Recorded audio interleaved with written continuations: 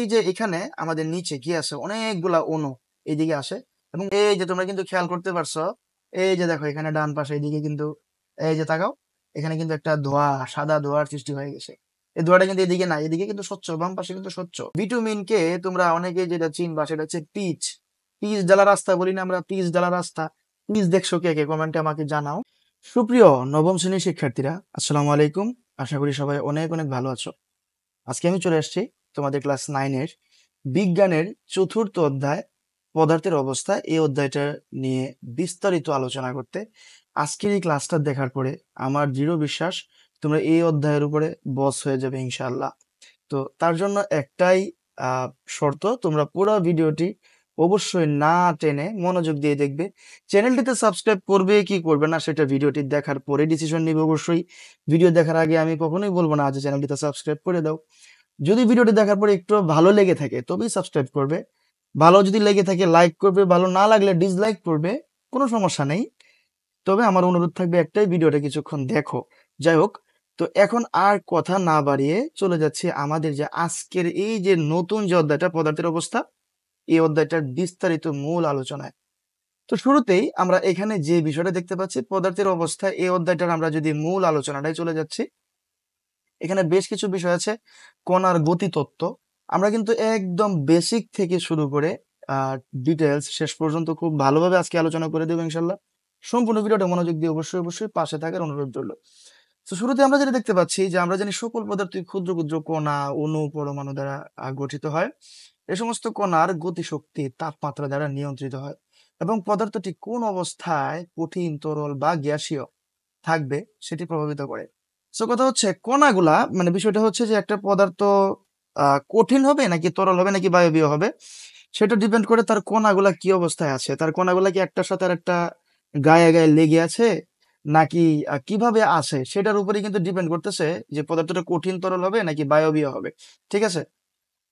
তো যেটা বলতেছিলাম আমরা, যে যদি পদার্থটা, মানে অণুগুলা একটার সাথে আর একটা গায়ে গায়ে লেগে থাকে, সেই ক্ষেত্রে আমরা এটাকে বলবো হচ্ছে কঠিন পদার্থ। যদি একটার থেকে আরেকটা অল্প একটু একটু দূরে থাকে, মানে ভাসমান অবস্থায় থাকে, সেটাকে আমরা বলবো হচ্ছে তরল পদার্থ। যদি একটা থেকে আরেকটা অনেক দূরে দূরে থাকে, কণাগুলা ছোটাছুটি করতে থাকে, সেই ক্ষেত্রে আমরা এটাকে বলবো বায়বীয় পদার্থ। আজকের এই অধ্যায়ে আমরা কিন্তু একদম অ্যানিমেশনের সাহায্যে বিভিন্ন, তোমাদের যাতে কোনো কল্পনা করার দরকার নাই, আমি একদম ভিডিও সহ সবকিছু দেখিয়ে দিব, যাতে কিভাবে প্রত্যেকটা পদার্থ কিভাবে ব্যাপন হয়, কিভাবে নিঃসরণ হয়, কিভাবে অভিস্রবণ হয়, এভরিথিং আমি আজকের ভিডিওটাতে একদম এ টু জেড ক্লিয়ার করে দেবো ইনশাল্লাহ। তো শুরুতে এখন আমরা হচ্ছে কি বলতেছি, যে এই পদার্থের এই যে কণাগুলা, পদার্থের এই কণাগুলো একে অপরকে আকর্ষণ করে, এবং সেই কারণে কণাগুলোর মাঝে এক ধরনের আন্তঃকণা আকর্ষণ। এই আন্তঃকণা আকর্ষণ হচ্ছে কি, একটা অণু, বা এই যে ধরো এটা একটা অণু এবং এখানে আছে আরেকটা অণু, এই একটা অণু আরেকটা অণুকে কিন্তু আকর্ষণ করে। এই আকর্ষণ করে বলেই কি হয়, এই অণুগুলো একটার সাথে আরেকটা কাছাকাছি অবস্থান করে। যার আকর্ষণ শক্তি বেশি সে কাছাকাছি অবস্থান করে, যার আকর্ষণ কম সে একটু দূরে দূরে অবস্থান করে। তো বিষয়টা হচ্ছে যে যার আকর্ষণ বেশি সেই হয় কঠিন পদার্থ, যার আকর্ষণ কম, যত কম হতে থাকে তত সে তরল হয়, আরো কম হলে সেটা আস্তে আস্তে বায়বীয় বা গ্যাসীয় পদার্থ হয়ে যায়। তো এই যে আকর্ষণটা, এই আকর্ষণটাকে আমরা বলবো হচ্ছে আন্তঃআণবিক বা আন্তঃপারমাণবিক শক্তি বা এই আকর্ষণ। কণাগুলোর গতি শক্তি বা আন্তঃকণা আকর্ষণ শক্তি দিয়ে পদার্থের কঠিন, তরল, গ্যাসীয় অবস্থা ব্যাখ্যা করা যায়। এবং এই ব্যাখ্যা করার এই তত্ত্বটাকেই বলি হচ্ছে আমরা কণার গতি তত্ত্ব, যার ইংলিশ নাম হচ্ছে kinetic theory of particles. Particles এর অর্থ হচ্ছে আমাদের কণা। পার্টিকেলস একটা ইংলিশ শব্দ, এটার বাংলার অর্থ হচ্ছে কি কণা। সো এই পর্যন্ত হচ্ছে আমাদের, আমরা এতক্ষণ যে কথাগুলো বলছি আর কি আমি মুখে মুখে, সেই কথাগুলো হচ্ছে এখানে আছে, যে কঠিন পদার্থের কণাগুলোর মধ্যে যে আকর্ষণ শক্তি খুব বেশি থাকে, ফলে কণাগুলো তাদের নিজেদের মধ্যে খুব কাছাকাছি বা ঘনিষ্ঠভাবে অবস্থান করে, নিজেদের অবস্থান থেকে নড়াচড়া করতে পারে না। তো এই যে কথাগুলো আমি এতক্ষণ যা যা বলে দিচ্ছি তোমাদেরকে, সেই কথাগুলাই হচ্ছে আমাদের এই পর্যন্ত আছে।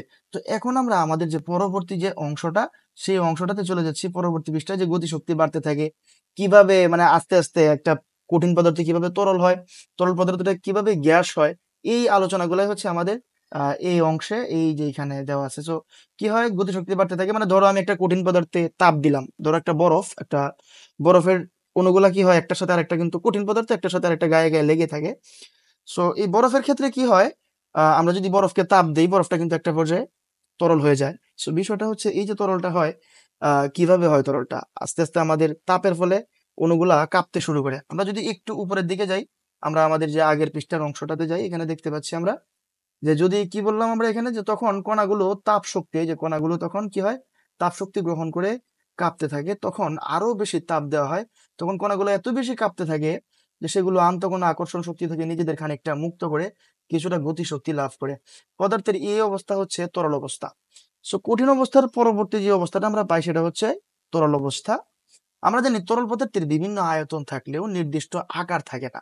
সো এই অবস্থায় তরল পদার্থকে আরো বেশি যদি তাপ দেই, তরল পদার্থ অলরেডি কিন্তু আমাদের যে অণুগুলা একটার সাথে আরেকটা বন্ধনটা একটু লুজ হয়ে গেছে, এখানে যদি আমি আরো বেশি তাপ দেই, সেক্ষেত্রে ব্যাপারটা কি হবে, কণাগুলো তাপ শক্তি গ্রহণ করে তাদের গতিশক্তি বাড়াতে থাকে এবং একসময় গতিশক্তি এত বেশি বেড়ে যায় যে কণাগুলো তাদের নিজেদের মধ্যে আকর্ষণ শক্তি থেকে প্রায় মুক্ত হয়ে বিক্ষিপ্তভাবে ছুটতে শুরু করে।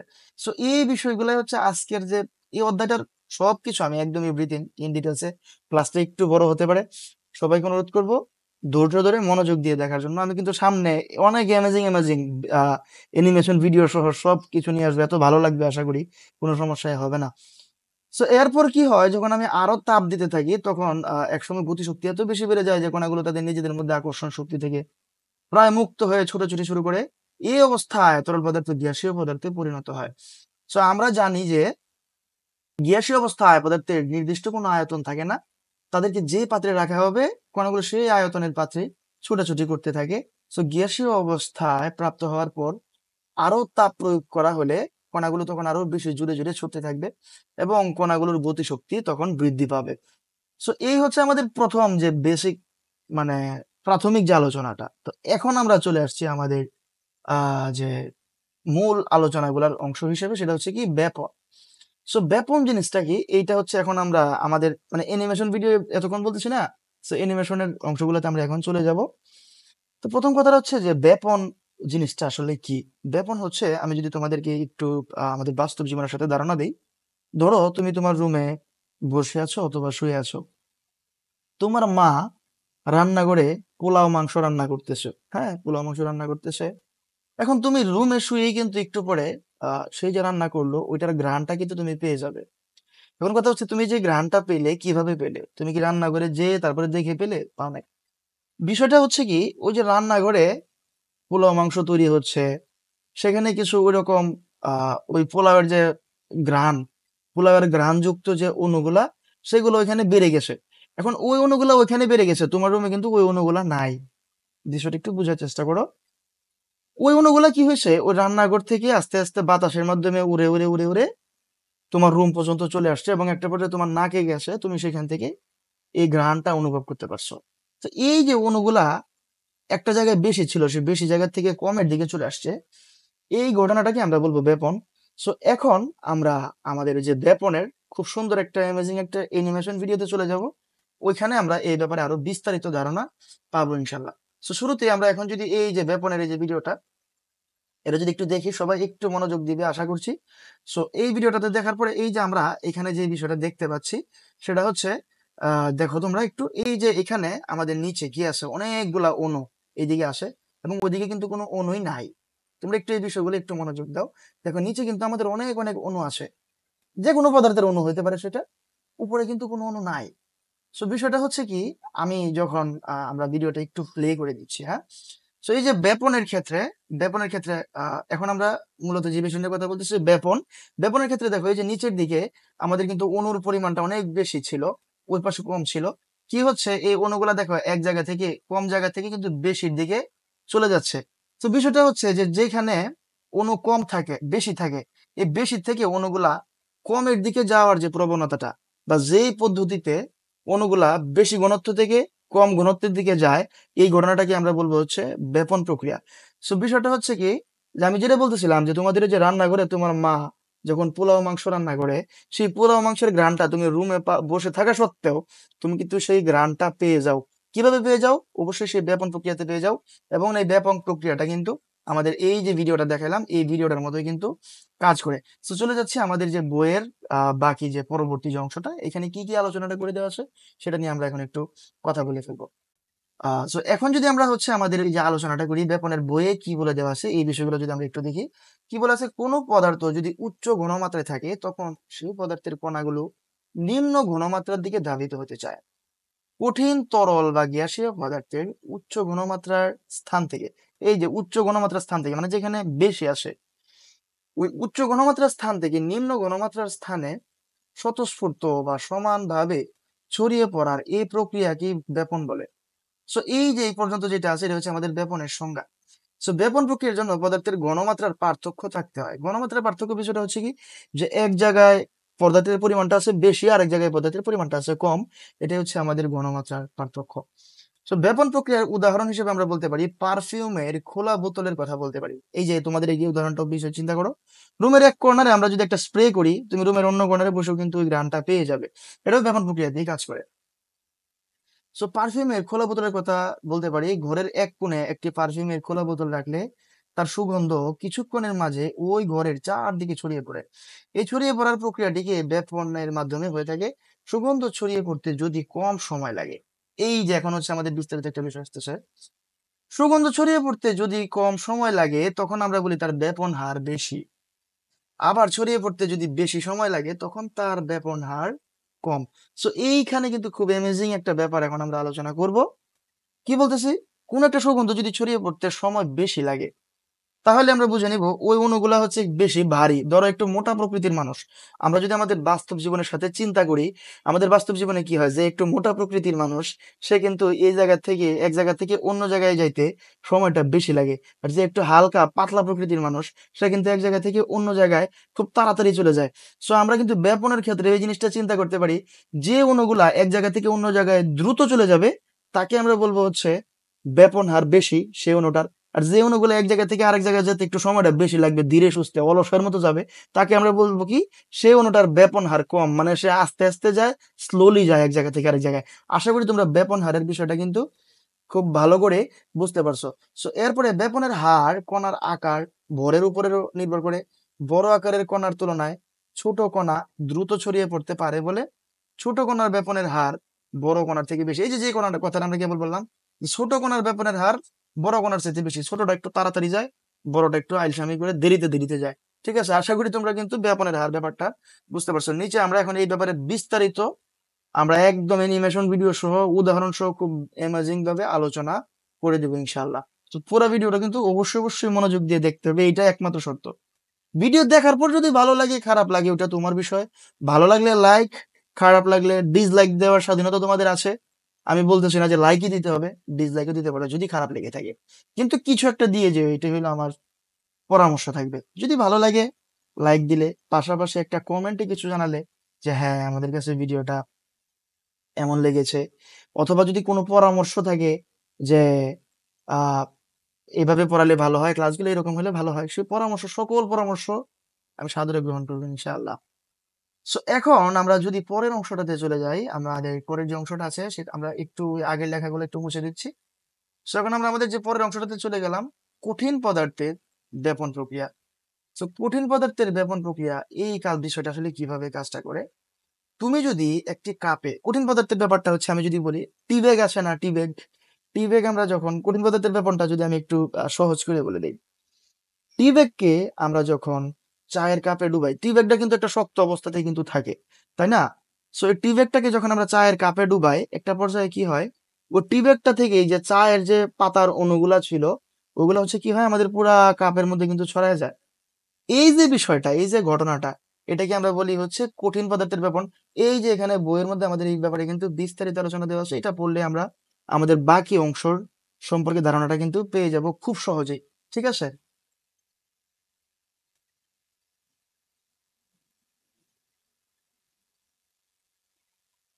সো এখন আমরা যদি কঠিন পদার্থের ব্যাপন প্রক্রিয়া সম্পর্কে বইয়ে কি বলে দেওয়া আছে এই কথাগুলো দেখি, তাহলে আমরা বিস্তারিত এতক্ষণ যে কথাগুলো বললাম সেগুলো তোমরা এখন বইয়ের কথাগুলো পড়লেই মিল পেয়ে যাবা। সো দেখো, তুমি যদি একটি কাপে গরম পানি নিয়ে তাতে টি ব্যাগ ডুবাও, তাহলে দেখতে পাবে টি ব্যাগ থেকে নির্গত কালচে লাল রঙের চায়ের নির্যাস বা লিকার বের হয়ে ধীরে ধীরে কাপের পানির মধ্যে ছড়িয়ে যাচ্ছে। কিছুক্ষণ পর তুমি যখন টি ব্যাগটি কাপ থেকে তুলে আনবে, তখন দেখতে পাবে যে কাপের পুরো পানির রং কালচে লালের মতো হয়েছে অর্থাৎ টি ব্যাগে থাকা চায়ের পাতার রং বেপন প্রক্রিয়ার মাধ্যমে কাপের পুরো পানির মধ্যে কিন্তু ছড়িয়ে পড়েছে। সো কাপে গরম পানি ব্যবহার করার কারণে বেপনের হার বেশি। তুমি যদি কাপে ঠান্ডা পানি নিয়ে তাতে টি ব্যাগ ডুবিয়ে রাখো, তাহলে দেখবে লিকার অনেক আস্তে আস্তে ছড়াচ্ছে। সো গরম পানির ক্ষেত্রে চায়ের নির্যাসের কণাগুলো পানি থেকে তাপ গ্রহণ করে অধিক গতিশক্তি লাভ করে এবং দ্রুত ছড়িয়ে পড়ে কম তাপমাত্রায়, যেটি অনেক ধীর গতিতে ঘটে। সো এখন এই আলোচনা থেকে আমরা একটা বিষয় খুব ভালো করে বুঝতে পারলাম, সেটা হচ্ছে যদি তুমি গরম পানির মধ্যে আমাদের এই যে টি ব্যাগটা, এটাকে যদি গরম পানিতে ডুবাও, সেই ক্ষেত্রে হচ্ছে আমাদের বেপনটা হবে অনেক তাড়াতাড়ি। আর যদি তুমি ঠান্ডা পানিতে টি ব্যাগটা ডুবাও, সেই ক্ষেত্রে বেপনটা হবে অনেক ধীর গতিতে। এবং এটা তো তোমরা হচ্ছে আমাদের একটু আগের যে আলোচনা থেকে সেটা বুঝতেই পারছো, যে তুমি যত হচ্ছে তাপ দিবা যে কোনো একটা বস্তুতে, যে কোনো একটা পদার্থে, তত কি হবে, সেই কণাগুলার গতিশক্তি কিন্তু বেড়ে যায়। ঠিক আছে? সো যখন গরম পানির মধ্যে দেওয়া হয়, তাহলে গরম পানির জন্য কি হয়, তার গতিশক্তিটা বেশি হয়। এটা খুব স্বাভাবিক।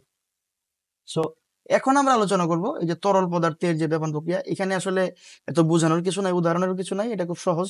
তোমরা একটি গ্লাস কিংবা স্বচ্ছ কোনো পাত্রে কিছু পরিমাণ পানি দিয়ে, একটা পানি নিলাম এবং এখানে ড্রপারের মাধ্যমে কিছু ফুড কালার বা যে কোনো একটা কালার দিলাম। ওই কালার রংগুলো কি হবে, আস্তে আস্তে পুরো পানিতে ছড়ায় যাবে। এটাই হলো তরল পদার্থের বেপন। এখানে ঝামেলার কিছু নাই। সো 2 ফোঁটা নীল রঙের ফুড কালার দাও, তাহলে দেখবে নীল রংটি গ্লাসের পানিতে ছড়িয়ে পড়েছে। ধীরে ধীরে সমস্ত পানির রং নীল রঙে পরিণত হবে, অর্থাৎ নীল ফুড কালারের কণাগুলো ভেপরের মাধ্যমে বিকারের সমস্ত পানিতে ছড়িয়ে পড়বে। তো শীতল পানিতে প্রক্রিয়াটি হবে ধীরে ধীরে, কিন্তু গরম পানিতে দিলে সেটি ঘটবে খুব দ্রুত, খুব তাড়াতাড়ি। গরম পানিতে দিলে দেখবে যে রংটা সারা পানিতে ছড়ায় গেছে। ঠিক আছে? সো এই হচ্ছে আমাদের যে তরল পদার্থের বেপন প্রক্রিয়া। এখন চলে আসছে আমাদের আজকের এই যে ভিডিওটার আমার নিজস্ব আর কি পার্সোনাল পছন্দের মোস্ট ইন্টারেস্টিং একটা পার্ট চলে আসছে। সেটা হচ্ছে দুটি গ্যাসীয় পদার্থের ব্যাপার। এখন দুটি গ্যাসীয় পদার্থ, এটা কেন বলছে?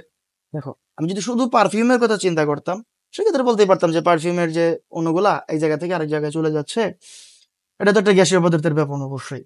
কিন্তু কথা হচ্ছে দুটি গ্যাসীয় পদার্থের ব্যাপন, এই কথাটা আসলে কেন বললো? এই বিষয়টা আমি তোমাদেরকে আগে একটু ধারণা দিই, এরপরে আমি তোমাদেরকে একটা ভিডিওর মাধ্যমে এত সহজ এত সুন্দর করে বুঝিয়ে দিব, ইনশাল্লাহ এটা মাথার মধ্যে এমন ভাবে ঢুকবে, এমন ভাবে সেট হয়ে যাবে, আর সারা জীবনেও বের হবে না ইনশাল্লাহ, আমার যেটা আত্মবিশ্বাস। তো শুরুতে আমি যদি বলি যে আমরা একটা কথা কি বলছিলাম, যে বেপন হার সম্পর্কিত একটা কথা আমরা বলছিলাম। সেটা হচ্ছে যেটা একটু ভারী সেটার বেপন হার কম, মানে আস্তে আস্তে যায়। আর যেটা একটু হালকা সেটা একটু দ্রুত যায়। এখন আমরা এখানে ভিতরে পড়বো একটু পরে। হ্যাঁ, আমরা এখানে একটা বিষয় দেখি। এই যে এখানে একটা কাঁচের নল আছে, হ্যাঁ, এই যে একটা কাঁচ নল। কাঁচ নলের এই পাশে আমরা হচ্ছে HCl, হাইড্রোক্লোরিক অ্যাসিড দিয়ে একটা তুলা দিয়ে ঢুকাই দিছি এখানে এটার ভিতরে। আর এই পাশে হচ্ছে আমরা অ্যামোনিয়াম হাইড্রোক্সাইড NH4OH এটা দিছি। এখন কথা হচ্ছে এই যে অ্যামোনিয়াম হাইড্রোক্সাইড যেটা, এটা হচ্ছে একটু হালকা আর এটা হচ্ছে একটু ভারী। ঠিক আছে? কেন হালকা কেন ভারী এটা নিয়ে, এটা আবার আরেক আলোচনা, আলাদা আলোচনা। সেটা নিয়ে আমরা পরে কথা বলবো। বিষয়টা হচ্ছে যে এই দুজনে যা হাইড্রোক্লোরিক অ্যাসিড এবং অ্যামোনিয়াম হাইড্রোক্সাইড, এই দুইটা একসাথে মিলিত হলে একটা ধোঁয়ার সৃষ্টি হয়। ধোঁয়া, সাদা একটা ধোঁয়ার সৃষ্টি হয়। এখন কথা হচ্ছে তোমরা একটু বিষয়টা বুঝো, আমি কি বলছি, এটা ভারী, যেহেতু এটা ভারী, তো এটা কি হবে, আস্তে আস্তে যাবে ওই পাশে ভিতরের দিকে, আস্তে আস্তে যাবে। তাহলে এইটা এই যে এদিকে যাচ্ছে, আর এই গ্যাসটা কি হইতেছে, এদিকে আসতেছে। দেখো, এটা যেহেতু ভারী, তাইলে কি হবে, এটা একটু আস্তে যাবে। যদি দুইটাই সমান হইতো, এই দুইজন যাবে মিলিত হইতো কোথায়, একদম এই এটার মাঝখানে, তাই তো? কিন্তু এটা হালকা না, এটা ভারী আর এটা হালকা, এর ফলে কি হবে, এটা অনেক দ্রুত, এই পাশেরটা অনেক দ্রুত চলে আসবে এদিকে, আর এই পাশেরটা আসবে একটু আস্তে আস্তে বলসের মতো। ফলে দেখো একটা পর্যায়ে এসে এই যে এই জায়গাতে কি হয়েছে আমাদের, এই যে এখানে বয়ে দাগ দিয়ে দিছে, এখানে একটা সাদা ধোঁয়ার সৃষ্টি হয়েছে। তো এই যে সাদা ধোঁয়াটা সৃষ্টি হয়েছে, আমি তো একই সাথে একই মুহূর্তে গ্যাসটা দিলাম, তাহলে কেন এরকম হইলো, ধোঁয়াটা কেন এক সাইডে হইলো? ধোঁয়াটা তো আমাদের মাঝখানে হওয়া উচিত ছিল। তো এইটার দ্বারা আমরা বুঝতে পারি আসলে যে ব্যাপন হার বলতে কিছু আসে। ব্যাপন হার যদি না থাকতো, একটা অবশ্যই মানে দুইটাই কিন্তু সমান গতিতে যায় নাই। যদি দুইটাই সমান গতিতে যাইতো, তাহলে আমি তখন বলতেই পারতাম যে হ্যাঁ, মাঝখানে হইতো। অবশ্যই একটা আস্তে গেছে আর একটা দ্রুত গেছে, এই জন্যই আমাদের আহ এই ধোঁয়াটা তৈরি হয়েছে কোথায়, এক পাশে। সো এইটার দ্বারা কিন্তু আমরা ব্যাপন হারের ব্যাপারটা খুব ক্লিয়ারলি বুঝতে পারলাম। ওকে। সো এখন হচ্ছে আমরা যে কাজটা করব, এখন আমরা এই এই যে ঘটনাটা এতক্ষণ বুঝাইলাম, এইটাকে আমরা এখন একদম খুব সুন্দর একটা অ্যানিমেশন ভিডিওর মাধ্যমে আমরা এখন দেখাই দিব। অ্যানিমেশন ভিডিও তো না, এটা হচ্ছে আমাদের একটা বাস্তব ঘটনা। ঠিক আছে? একটা বাস্তব ভিডিও, একটা এক্সপেরিমেন্ট। সো এই এক্সপেরিমেন্টের মাধ্যমে আমরা এখন এটাকে দেখাই দিব। সো এখন এই যে আমরা যদি ভিডিওটা প্লে করে দিচ্ছি, সো ভিডিওটা যদি প্লে করে দেই, দেখো ভিডিওটা প্লে করে দিলাম। তো এখন যে কাজটা হচ্ছে এখানে আমাদের এই যে দেখো এখানে কি আছে, এই যে হাইড্রোক্লোরিক অ্যাসিড, এখানে যে হাইড্রোক্লোরিক অ্যাসিডটা একটা, এই যে হাইড্রোক্লোরিক অ্যাসিডের গ্যাসটা তোমরা দেখতেই পাচ্ছ যে হাইড্রোক্লোরিক অ্যাসিডটা বের হচ্ছে। সো এই হাইড্রোক্লোরিক অ্যাসিডটা হচ্ছে আমাদের এই যে একটা তুলার মাধ্যমে দেখো এই টেস্ট টিউবের এক প্রান্তে কিন্তু দিয়ে দেওয়া হয়েছে। সো আমি যে কথাটা বলছিলাম একটু আগে যে হাইড্রোক্লোরিক অ্যাসিডটা কিন্তু একটু ভারী।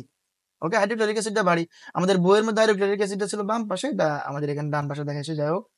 সো হাইড্রোক্লোরিক অ্যাসিড একটু ভারী, আর এখানে এই যে কনসেন্ট্রেটেড মানে খুব ঘনত্ব সম্পন্ন একটা অ্যামোনিয়া গ্যাস এখানে দেওয়া হয়েছে।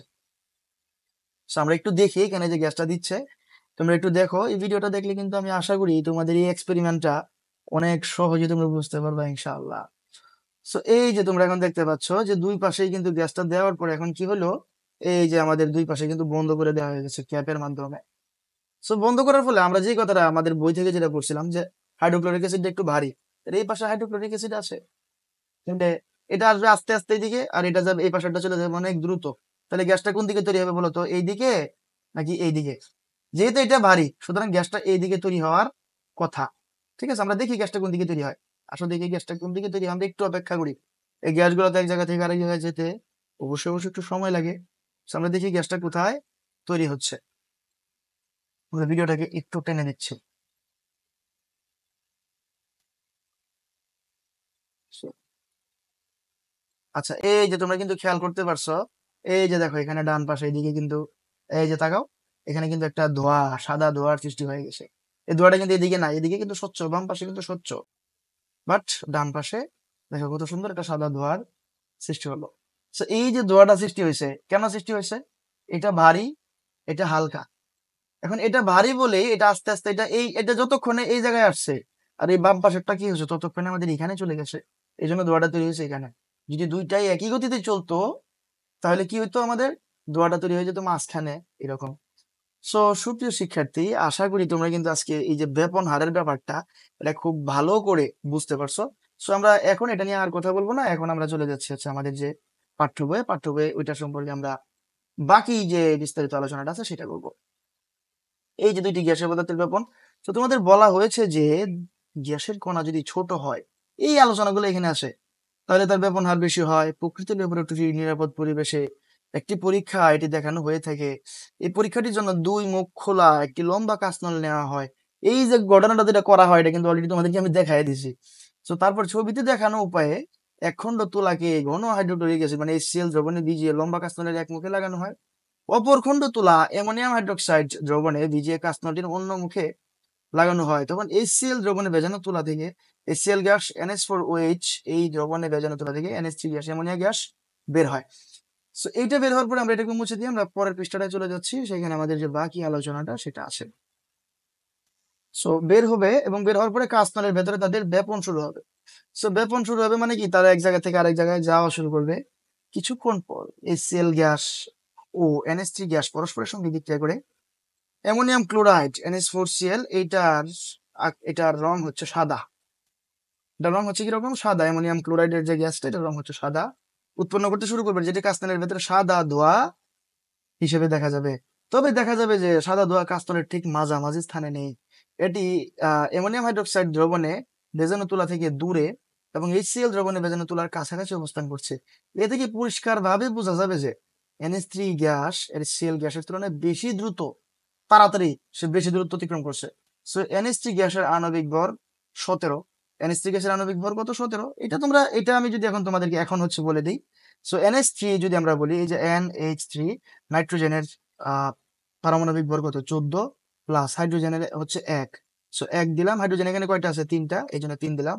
সো 14 আর যোগ হচ্ছে 3, আমরা পেয়ে গেলাম 17। তো এই হচ্ছে 17 NH3। আর HCl যদি আমরা নির্ণয় করতে চাই, HCl হাইড্রোজেনের হচ্ছে 1, প্লাস ক্লোরিনের হচ্ছে 35.5, ক্লোরিনের হচ্ছে 35.5। তাহলে এই দুইটা মিলে কত হইলো, এটা হলো 36.5।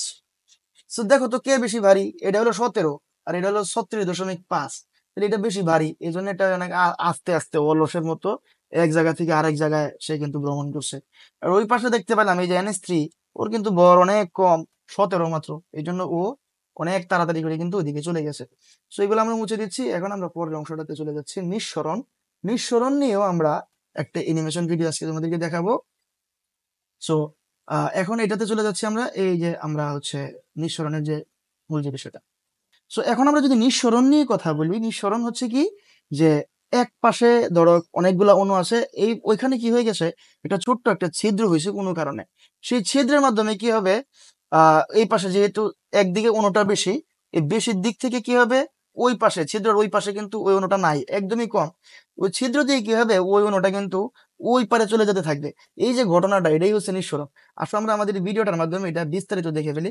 তো এই যে এখানে আমরা দেখতে পাচ্ছি, এই বাম পাশে কিছু গ্যাসের অণু দেওয়া হলো, এই মাঝখানে দেখো একটা ছিদ্র আছে, এই ছিদ্র দিয়ে কিন্তু দেখো এই যে অণুগুলো একটার সাথে আরেকটা কিন্তু এই বাম পাশের দিকে চলে আসতেছে, মানে এই পাশে কিন্তু চলে আসতেছে। সো এই যে ঘটনাটা, এটাকে আমরা বলতে পারি নিঃসরণ। নিঃসরণ গ্যাসের হইতে পারে, পানির হইতে পারে। যখন যেমন ধরো একটা পলিথিনের মধ্যে আমরা যদি পানি রাখি, তাহলে সেই পানিটার ফলে ওখানে যদি একটা ছিদ্র করে দিই, ওখানে কি হবে, ওই ছিদ্র দিয়ে কিন্তু পানিটা ভিতর থেকে বাইরের দিকে বের হয়ে যেতে থাকবে। সো এটাকেই বলি আমরা নিঃসরণ। তো এখন আমরা বইয়ের মধ্যে কি আলোচনাটা দেওয়া আছে এটা নিয়ে একটু কথা বলি।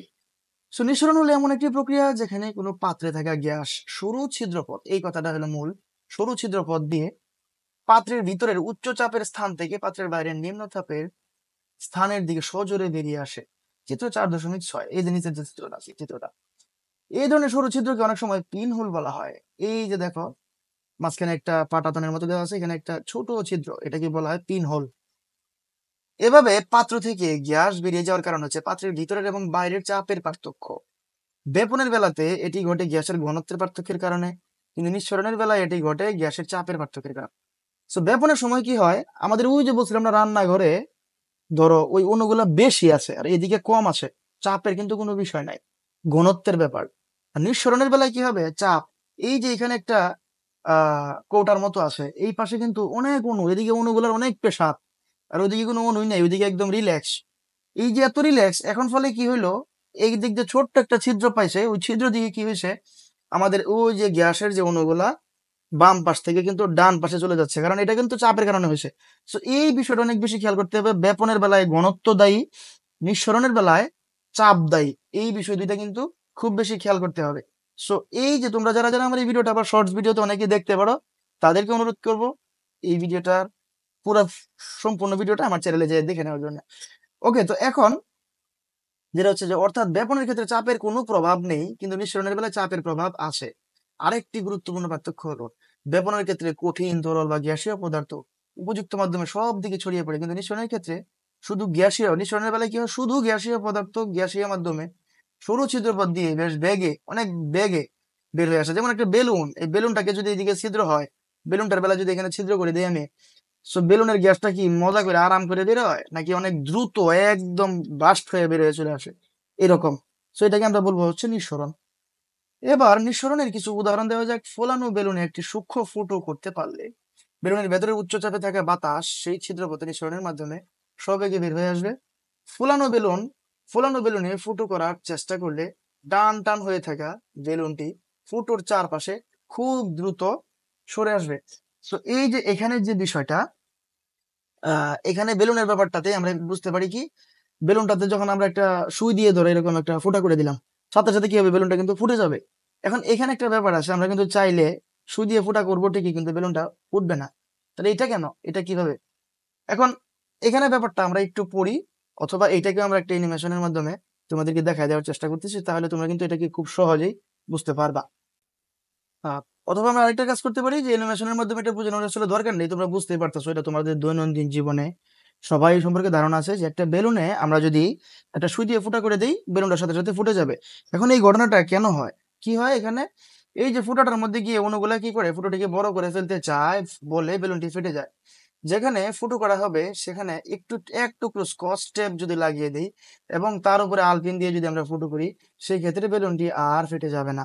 এখন বিষয়টা হচ্ছে কি, আমরা যদি ওই বেলুনটার গায়ে একটা এক টুকরো স্কচ টেপ লাগিয়ে দিই এবং ওইখানে যদি ওই স্কচ টেপের উপরের অংশটাতে আমরা যদি হচ্ছে আলপিন দিয়ে ফুটো করি, সেই ক্ষেত্রে কিন্তু বেলুনটা আর ফাটবে না, কারণ ওই যে ওইখানকার যে চাপটা সৃষ্টি হয়েছে, ওটা কিন্তু আর বাকি বেলুনের বাকি গায়ে কিন্তু যাবে না, ঠিক আছে? কারণ ওই যে স্কচ টেপ কি করবে, ওখানকার যে টানটা সৃষ্টি হয়েছে ওটা কিন্তু স্কচ টেপটাই কন্ট্রোল করে ফেলবে, ঠিক আছে? এই জন্য আর বেলুনটা ফাটবে না। যাই হোক, তো তখন বেলুন থেকে বাতাস ফুটো দিয়ে বেরিয়ে আসতে থাকবে এবং ধীরে ধীরে বেলুনটি চুপসে যাবে। বেলুনের ভেতর বাতাসের চাপ বেলুনের বাইরের বাতাসের চাপ থেকে বেশি থাকে বলে। বেলুনের ভিতরে তো অবশ্যই বাতাসের চাপ বেশি, এটা তোমাদের কমন সেন্স দ্বারা বোঝা যায়। যে বেলুনের ভিতরে আমরা যখন অনেক ফু দেওয়ার পরে বেলুনের ভিতরে অনেকটা বাতাস এক জায়গায় জমা হয়ে আসে। আর বাইরে কিন্তু বাতাসটা ওইরকম এক জায়গায় জমা হয়ে নাই, আছে অনেক বাতাস আছে বাইরে, তবে ছড়ায় ছিটায় আসে। সো যখন আমি এটা ফুটা করে দিলাম, ভিতর থেকে বাতাসটা কি হয়, সব এগে বাইরে চলে আসতেছে, কারণ ভিতরে চাপ বেশি বাইরে চাপ কম। এই হলো কথা। তো ফুটো হওয়ার সঙ্গে সঙ্গে এই বেলুনের বাতাস অপেক্ষাকৃত নিম্ন চাপের দিকে ধাবিত হয়েছে। এই প্রক্রিয়াটি হচ্ছে নিঃসরণ। আমাদের দৈনন্দিন জীবনে আমরা নিঃসরণের আরো উদাহরণ দেখতে পাই। যেমন আমরা বিভিন্ন যানবাহনের জ্বালানি হিসেবে সিএনজি এর পুনরূপটা হচ্ছে কি, কম্প্রেসড ন্যাচারাল গ্যাস। এটা হচ্ছে সিএনজির পুনরূপ, কম্প্রেসড ন্যাচারাল গ্যাস ব্যবহার করে থাকি। সিএনজি হচ্ছে মূলত উচ্চচাপে সংকুচিত মিথেন গ্যাস। এক্ষেত্রে যানবাহন চালানোর সময় সিএনজি সিলিন্ডার থেকে মিথেন গ্যাস নিঃসরিত হয়ে গাড়ি বা যানবাহনের ইঞ্জিনে প্রবেশ করে। তাহলে এই ক্ষেত্রে ঘটনাটা কি হয়, সিএনজি সিলিন্ডারের মধ্যে কিন্তু গ্যাসটা অনেক বেশি চাপে জমা হয়ে বসে থাকে। তাহলে যখন কিনা অল্প একটু জায়গা পায় বের হওয়ার জন্য, মানে ধরো গাড়িটা স্টার্ট হলো, তখন কি হয়, ওই ছিদ্র পথ দিয়ে ওই গ্যাসটা বাইরের দিকে বের হয়ে আসতে থাকে, কারণ বাইরের দিকে গ্যাসটার চাপ কম, ভিতরে গ্যাসটার চাপ বেশি। এই চাপটার সমতা রক্ষা করার জন্য কি হয়, গ্যাসটা বাইরের দিকে আসতে থাকে এবং এই বাইরে আসার সময় তখনই কি হয়, এটা জ্বালানি হিসেবে কাজটা করে। আবার আমরা বাসাতেও অনেক সময় রান্নার কাজে জ্বালানি হিসেবে সিলিন্ডারে রক্ষিত গ্যাস ব্যবহার করি। এক্ষেত্রে আসলে প্রোপেন অথবা বিউটেন গ্যাসকে উচ্চচাপে সংকুচিত করে তরল অবস্থায় সিলিন্ডারে ভর্তি করে রাখা হয়। গ্যাসের চুলা জ্বালানোর সময় সিলিন্ডারের মুখ খুলে দেওয়া হলে এটি গ্যাসে পরিণত হয়ে সবেগে বের হয়ে আসে, অর্থাৎ এই ক্ষেত্রে নিঃসরণ ঘটে। তো এই ব্যাপারটা তোমরা খুব ভালো করে রিলেট করতে পারবা। ব্যাপারটা হচ্ছে কি, সিলিন্ডারে তো অনেকের বাসায় রান্না করা হয়, সিলিন্ডারে কিন্তু গ্যাসটা উচ্চ চাপে অনেক গ্যাস জমা করে ভিতরে রেখে দেওয়া হয়। এখন বিষয়টা হচ্ছে যে তুমি তো বলতে পারো যে তাহলে নর্মালি আগুনটা ধরে না কেন? নর্মালি আমরা ওই যে গ্যাস, মানে আমরা বলতেছি না পিন হোল বা ছিদ্র, নর্মালি আমরা ওই যে গ্যাস বের হওয়ার যে ছিদ্রটা ওটা বন্ধ করে রাখি। ওটা আমরা বন্ধ করে রাখি, ওই যে সুইচ বন্ধ করে দিয়ে বন্ধ করে রাখি। এখন বিষয় হচ্ছে যখন আমাদের আগুন জ্বালানোর প্রয়োজন, তখন আমরা কি করি, ওই পিন হোলটা খুলে দেই।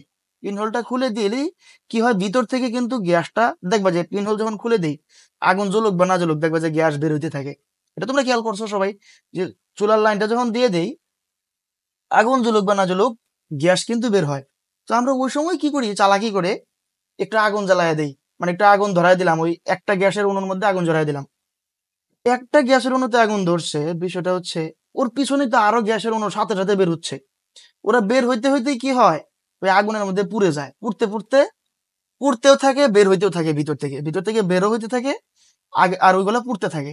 এর মাধ্যমে কিন্তু আমরা আগুনটা পাইতেছি। বিষয়টা কত মজার, চিন্তা করো। তো এইভাবেই হচ্ছে আমাদের বাসা বাড়িতে যে রান্নার যে গ্যাস, ওইগুলা কিন্তু কাজ করে। তো এর পরের যে অংশটা আছে আমাদের, আমাদের এই অধ্যায়টাতে মোটামুটি এই যেটুকুই হচ্ছে আমাদের শেষ। আশা করি আর হয়তো বা 10-15 মিনিট লাগতে পারে। আমি কিন্তু চেষ্টা করছি আজকের এই এক ভিডিওতে তোমাদের সম্পূর্ণ টপিকটাকে, একদম পুরো অধ্যায়টাকে শেষ করে দেওয়ার জন্য। কারণ দেখা গেছে কি, যদি বেশি পার্ট পার্ট করে ফেলি তখন তোমাদের কাছে, অনেকের কাছে ওলাসদা করে পরে আবার এই ভিডিওটা দেখতে নাও পারো।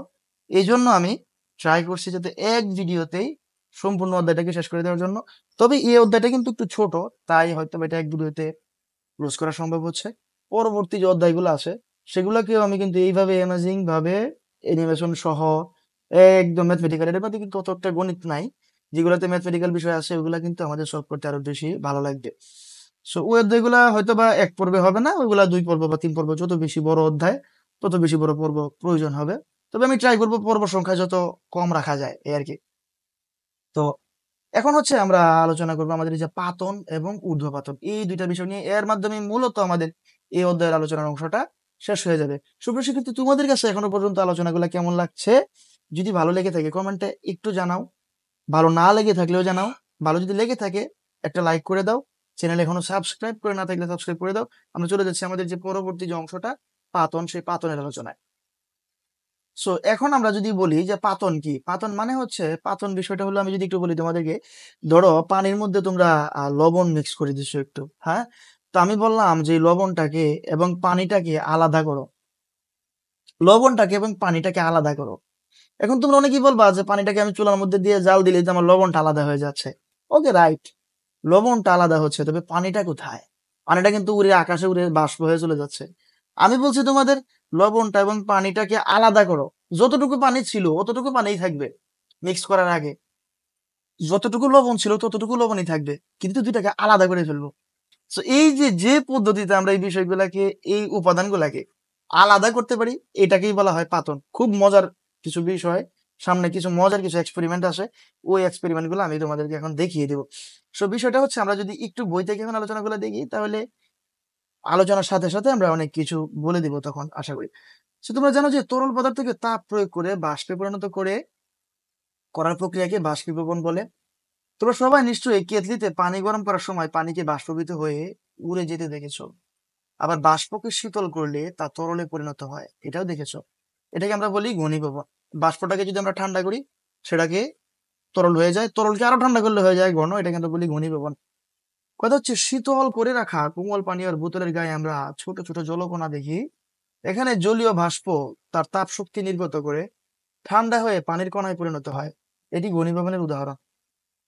এখন কথা হচ্ছে, অন্যদিকে পাতন হচ্ছে কোনো তরলকে তাপ দিয়ে বাষ্পে পরিণত করে তাকে পুনরায় শীতলীকরণের মাধ্যমে তরলে পরিণত করার প্রক্রিয়া। সুতরাং পাতনকে নিম্নোক্ত ভাবে বলা যায়। এখন আমি একটু আগে তোমাদেরকে কি বলছি যে লবণ পানি, আমি লবণটা এবং পানিটাকে আলাদা করতে চাচ্ছি। এখন যদি নর্মালি পানি তাপ দাও, ওই পানিটা তো উড়ে চলেই যাবে।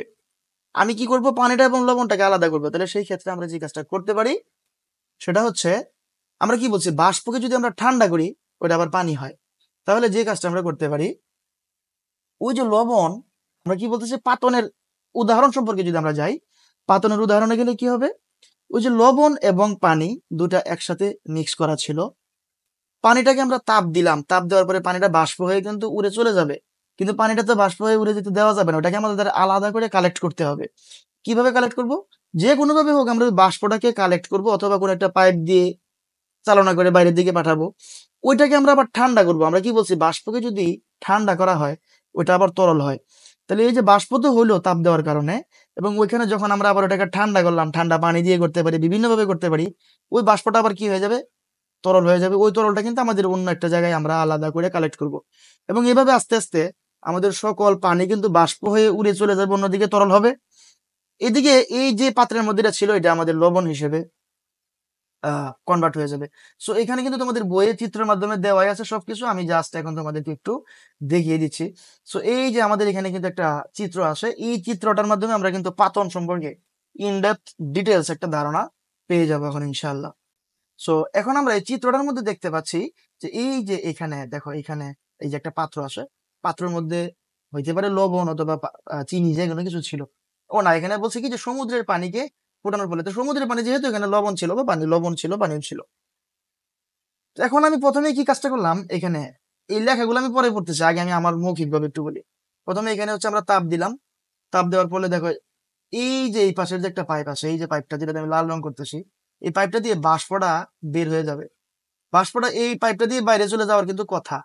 এখন দেখো কি করছে, এখানে যে ট্যাপ থেকে ঠান্ডা পানি, এই পাইপের মধ্যে আমরা আবার ট্যাপ থেকে ঠান্ডা পানি ডালতেছি, সব সময় রেগুলার ডালতেছি।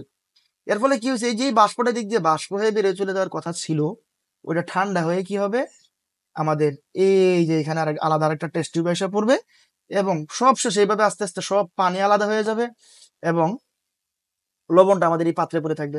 So আমরা যদি এখানে দেখি কি হয়েছে, সমুদ্রের পানিকে ফোটানোর ফলে বাষ্পীভূত হয়ে যাওয়ার পর লবণ অবশেষ হিসেবে থেকে যায়। 2 নম্বরে দেখতে পাচ্ছি টেপের ঠান্ডা পানি শীতকের মধ্য দিয়ে যাওয়ার সময় নলটিকে শীতল করে।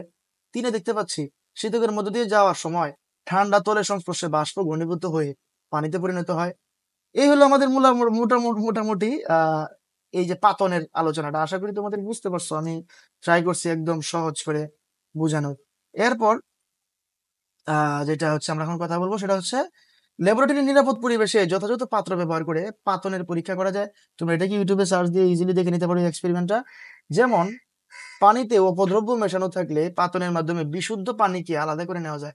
তাহলে যেমন ধরো পানির মধ্যে হচ্ছে বালু আসে, এই যে পানির মধ্যে আছে কি, ধরো এখানে বালু অথবা যে কোনো ময়লা আবর্জনা কিছু একটা আছে, আমরা এই পানিটাকে যদি তাপ দেই, তাপ দিলে তো বাষ্পটাই উড়ে যাবে, ময়লাটা তো আর উড়ে যাবে না, তাই না? সো এইটাকে আমরা পরবর্তীতে আবার কি করবো, ওই যেভাবে ঠান্ডা করার মাধ্যমে বিশুদ্ধ পানিটাকে কিন্তু আমরা আলাদা করতে পারবো। সে কি বলছে, পানিতে যদি অপদ্রব্য মেশানো থাকে পাতনের মাধ্যমে আমরা বিশুদ্ধ পানিকে আলাদা করতে পারি। রাসায়নিক শিল্প কারখানাতেও ব্যাপকভাবে পাতন ব্যবহার করা হয়। যেমন তেলের খনি থেকে যে অপরিশোধিত তেল উত্তোলন করা হয় সেগুলো পাতনের মাধ্যমে পরিশোধন করা হয়। শুধু তাই নয়, ভিন্ন ভিন্ন তাপমাত্রায় অপরিশোধিত তেল থেকে ভিন্ন ভিন্ন দ্রব্যকে আলাদা করা হয়। এই পদ্ধতিকে আংশিক পাতন বলা হয়। সো এই ব্যাপারটা আরো ইন্টারেস্টিং একটা ব্যাপার। আমাদের খনি থেকে, যে কোনো খনি থেকে যে তেলগুলো উত্তোলন করা হয়, এই তেলের মধ্যে কিন্তু ডিজেল থাকে, এই তেলের মধ্যে অকটেন থাকে, এই তেলের মধ্যে গ্যাস থাকে, এই তেলের মধ্যেই এভরিথিং সব থাকে, জ্বালানি রিলেটেড যত কিছু পাই। ওইটা কিভাবে আলাদা করে, তাহলে ওই পাচনের মাধ্যমে কিন্তু ওগুলো আলাদা করা হয়। এটা নিয়ে পরবর্তীতে আমাদের একটু আলোচনা আসে, ওইটা আমরা ওইখান থেকে দেখিয়ে দেবো। সো এখন আমরা যেটা নিয়ে কথা বলবো সেটা হচ্ছে ঊর্ধ্বপাতন। তো ঊর্ধ্বপাতন বিষয়টা কি? ঊর্ধ্বপাতন, ঊর্ধ্ব মানে যেটা বুঝে নিবা, ঊর্ধ্ব মানে হচ্ছে উপরে, উপরে বা আকাশে, বাতাসে। ঠিক আছে, একটা গান আছে না, আকাশে বাতাসে, এরকম। সো আকাশে বাতাসে উড়ে উড়ে চলে যাবে। কি কি যাবে উড়ে? বিষয়টা হচ্ছে যে, যেমন ধরো আমরা জানি কঠিন পদার্থকে তাপ দিলে কি হয়, পদার্থটা আগে তরল হয়, এটাকে তাপ দিলে গ্যাস হয়। কিন্তু এমন কিছু পদার্থ আছে যেটা কিনা কঠিন, কিন্তু তাপ দিলে ও সাথে সাথে মানে তরল টরল হয় না, ও সাথে সাথে গ্যাস হয়ে যায়। তোমরা এখন একটু ভিডিওটা পজ করো, পজ করে আমাকে কমেন্ট সেকশনে একটু একটু জানাও, এরকম কোনো পদার্থ কি তোমরা চিনো যে কঠিন কিন্তু এটাকে তাপ দিলে ডাইরেক্ট গ্যাস হয়ে যায়, কোনো তরল টরল হয় না। আবার ওই গ্যাসকে যদি ঠান্ডা করি ও কোনো তরলে মানে সরাসরি কঠিন। তাহলে কঠিনকে তাপ দিলে হয়ে যাবে গ্যাস, গ্যাসকে ঠান্ডা করলে হয়ে যাবে কঠিন। এরকম কোনো পদার্থ তোমরা জানো কিনা? সো এরকম একটা পদার্থ হচ্ছে ন্যাপথালিন। তোমরা প্রত্যেকে বাসায় জানো, ওই যে আলমারির ভিতরে তোমাদের আম্মুরা দেয়। ন্যাপথালিন কি কখনোই দেখছো? ন্যাপথালিন আমরা বড়টা দেই, কদিন পরে যায় দেখবে ছোট হয়ে গেছে। কখনো কি দেখছো যে ন্যাপথালিনটা একটু গলে গেছে, গলে একটু পানির মতো পড়ে আসে? এরকম কিন্তু কখনো তোমরা দেখো নাই। সো এই যে বিষয়টা হচ্ছে কি, যে এই যে কথাটা আমি বলছি, যেখানে কোনো কঠিন পদার্থকে তাপ প্রয়োগ করলে সেটি তরলে পরিণত না হয়ে সরাসরি বাষ্পে পরিণত হয়। তোমার ন্যাপথালিন কিন্তু সবাই দেখেছো, ন্যাপথালিনকে তাপ দিলে সেটি প্রথমে তরল না হয়ে সরাসরি গ্যাসীয় পদার্থে পরিণত হয়। ড্রাই আইস, এই ড্রাই আইস হচ্ছে হিমায়িত কার্বন ডাই অক্সাইডের একটি কঠিন রূপ। ড্রাই আইস বায়বীয় বা গ্যাসীয় অবস্থায় তার কঠিন অবস্থা থেকে অধিক স্থিতিশীল।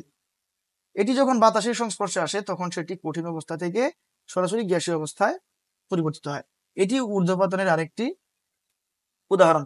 সো শুধু যে ড্রাই আইস অথবা ন্যাপথালিনই আমাদের এরকম পদার্থ, বিষয়টি এরকম না। আমরা এই ধরনের পদার্থ অনেকগুলো আমরা জানি, সেটা হচ্ছে নিশাদল, এটার একক কি সংকেত হচ্ছে NH4Cl। পোরপুর, এটা সংকেত হচ্ছে C10H10O। আয়োডিনের সংকেত হচ্ছে I2। অ্যালুমিনিয়াম ক্লোরাইডের সংকেত হচ্ছে AlCl3। এই সংকেতগুলো কিভাবে আসছে এগুলো নিয়ে আমরা পরবর্তী যে রসায়নের অধ্যায়গুলো ওগুলোতে আরো বিস্তারিত কিন্তু আমরা আলোচনা করব। সো এর জন্য অবশ্যই অবশ্যই ওই চ্যানেলটাতে সাবস্ক্রাইব করে দিতে হবে। সাবস্ক্রাইব করলেই তোমরা এইগুলো সব সম্পর্কে স্টেপ বাই স্টেপ বিস্তারিত ধারণা তোমরা পাবে। সো এখানে হচ্ছে এই ধরনের কিছু আলোচনা আছে আমাদের। এখন যেই কথাটা যেই আলোচনাগুলো সর্বশেষ আমরা করবো, দেখো এখানে কিন্তু একটা চিত্র আছে, এই চিত্রটা নিয়ে সর্বশেষ আলোচনাটা আমরা করবো। এখানে অল্প কিছু লেখা আছে, লেখাগুলো নিয়ে আমরা একটু কথা বলে ফেলি। সো এই যে পদার্থগুলোকে তাপ দিলে কি হয়, তরলে পরিণত না হয় সরাসরি বাষ্পে পরিণত হয়। এই যে উপরে নিশাদল বা এগুলো পড়ছি, এই পদার্থগুলোকে ঊর্ধ্বপাতিত পদার্থ বলা হয়। তাহলে এই যে ন্যাপথালিন, নিশাদল, এগুলোকে কি বলা হয়? ঊর্ধ্বপাতিত পদার্থ। ল্যাবরেটরির যথাযথ নিরাপদ পরিবেশে নিচের এই সহজ পরীক্ষাটি দিয়ে খুব সহজে ঊর্ধ্বপাতন প্রক্রিয়া পর্যবেক্ষণ করা যায়। একটি বিকারে কিছু পরিমাণ অ্যামোনিয়াম ক্লোরাইড মানে NH4Cl বিকারে নিয়ে খোলা মুখটি একটি কাচের ঢাকনা দিয়ে ঢেকে দেওয়া হয়। তারপর কাচের ঢাকনার উপর কিছু বরফ খণ্ড রাখা হয় যেন বাষ্পীকৃত অ্যামোনিয়াম ক্লোরাইড ঠান্ডা হয়ে ঢাকনার নিচে জমা হতে পারে। যাই হোক, এখানে একটা পরীক্ষার কথা বলে দেওয়া আছে, এটা তোমরা পড়ে নেবে, এটা খুব নর্মাল। এখন আমরা যেটা এখন আজকে আমাদের সর্বশেষ এখানে কিছু নর্মাল আলোচনা করে দেওয়া আছে। আমাদের যেটা আজকের মোস্ট ইম্পর্টেন্ট এবং সর্বশেষ যে আলোচনাটা আছে সেটা হচ্ছে এই যে আমি একটু আগে বলেছিলাম না, তেল কিভাবে, এই যে দেখো তেল পরিশোধনাগারে আংশিক পাতনের মাধ্যমে বিভিন্ন দ্রব্যের নিষ্কাশন। তাহলে কিভাবে তেল থেকে কিভাবে অন্যান্য পদার্থগুলো আলাদা করা হয় এগুলা হচ্ছে আমরা এখন জানবো। এরই মাধ্যমে আমাদের আজকে এই যে অধ্যায়ের আলোচনাটা কিন্তু শেষ হয়ে যাবে। সো আমরা কিন্তু প্রায় ভিডিওর শেষ দিকে চলে আসছি। শুরুতেই একটা ব্যাপার দেখো, এখানে এই যে বাম পাশে একটা চেম্বারের মতো আছে, এই চেম্বারে অপরিশোধিত তেল রাখা আছে। মানে অপরিশোধিত তেল বলতে কি, খনির থেকে যে তেলটা উঠানো হয়েছে কেবল, ওটা পিউরিফাই করা হয় নাই, কিছুই করা হয় নাই, খনি থেকে জাস্ট উঠানো হয়েছে, উঠাই এই জায়গায় রাখছে। রাখার পরে এখানে হচ্ছে আমরা কি করব, তাপ দিব। এখন ব্যাপার হলো, তোমরা একটা বিষয় একটু খেয়াল করবা, সব পদার্থ কিন্তু সমান তাপে কাজ করে না, বা সকল পদার্থ কিন্তু সমান তাপে বের হয় না। এই বিষয়গুলো তোমাদের একটু বুঝতে হবে। সেই অপরিশোধিত তেলটা এটার ভিতরে যাচ্ছে, আমরা কি করতেছি, এটার মধ্যে তাপ দিচ্ছি। তাপ দেওয়ার ফলে এই চিত্রটা তোমরা একটু খুব খুব খুব মনোযোগ দিয়ে দেখো। এই যে বাম পাশে আমাদের অপরিশোধিত তেল দেওয়া হয়েছে, এখানে আমরা তাপ দিচ্ছি। যখনই কিনা, যতক্ষণ পর্যন্ত তাপটা 25°C কম থাকে, এই যে লেস দেন 25°C, যতক্ষণ পর্যন্ত 25°C কম থাকে, ততক্ষণ পর্যন্ত ওই তেলের মধ্যে থাকা যত পেট্রোলিয়াম গ্যাস আছে, ওই গ্যাস গুলো সব বের হয়ে যায়। 25°র উপরে চলে গেলেই আর গ্যাস ট্যাস আর বের হয় না, মানে এর আগে গ্যাস সব বের হয়ে শেষ হয়ে যায়। তো 25° পর্যন্ত আমরা তো হচ্ছে আমাদের থার্মোমিটারে দেখি তো তাপমাত্রাটা এখন কত। যেই মুহূর্তে কিনা 25° চলে আসছে, তখনই আমি বুঝে গেলাম যে গ্যাস বের হওয়া বন্ধ, এখন নতুন অন্য কিছু বের হবে, গ্যাস শেষ। তাহলে যতক্ষণ আমরা 25 থেকে 60° পর্যন্ত, ধরো আমরা তো তাপমাত্রা বাড়াইতেছি, যতক্ষণ পর্যন্ত 25 থেকে 60 পর্যন্ত তাপমাত্রাটা থাকে, ততক্ষণ পর্যন্ত বের হয় পেট্রোল। এই যে বিষয়টা দেখো, পেট্রোল বের হয়। ততক্ষণ পর্যন্ত কি বের হয়, পেট্রোল। তাহলে ওই যে তেলটা মাটির নিচ থেকে যেটা আমরা উঠাইছিলাম, ওইটাকে তাপ দিচ্ছি, শুরুতেই সবার আগে বের হয়ে যায় গ্যাস, এরপরে আরেকটু তাপটা বাড়াইলে সেখান থেকে পেট্রোলটা কিন্তু বের হয়ে যায়। 60 থেকে 180°C তাপমাত্রা যখন আমরা আসবো, তখন বের হয় নেফতা। এরপর 180 থেকে 220°C তাপমাত্রা যখন আসবো, তখন বের হয় প্যারাফিন, মোমের মতো একটা পদার্থ।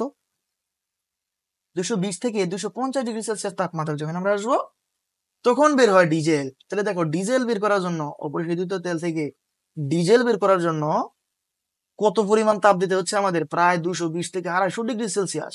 যেখানে কিনা পেট্রোল বের হয়ে গেছে 25 থেকে 60°C, অল্প তাপে বের হয়ে গেছে। আর ডিজেল বের হইতেছে কিন্তু অনেক তাপে। দেখো, 220 থেকে প্রায় 250°C তাপ দেওয়ার পরে ওই তেলটা থেকে ডিজেলটা বের হচ্ছে।